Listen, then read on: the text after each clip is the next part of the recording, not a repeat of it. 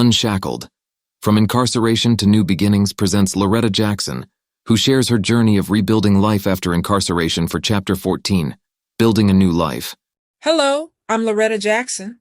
Today, I want to share my story and talk about the journey of building a new life, turning dreams into reality, and finding purpose and fulfillment. This chapter, Building a New Life, is about the steps we should take to reconstruct our lives after prison.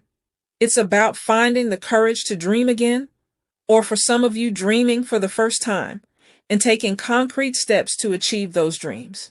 For many of us, this journey starts with small, deliberate actions and grows into something meaningful and impactful. I cannot overemphasize the importance of taking advantage of every program available to you. Some are better than others. The net result will begin the change in you thinking necessary for you to build a strong foundation for change. When I was released, I knew I had a long road ahead. The world had changed and I had to adapt. Had I not taken advantage of the programs offered, my struggle would have been so much harder. My first task was to find stable employment.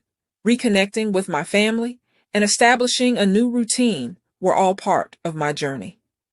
I realized that building a new life required not just hard work, but also resilience and a supportive community.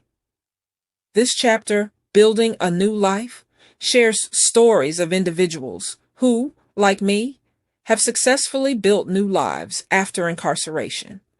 We hear about the challenges they faced and the victories they achieved. These stories highlight the importance of education, vocational training, and community support in helping us rebuild and thrive.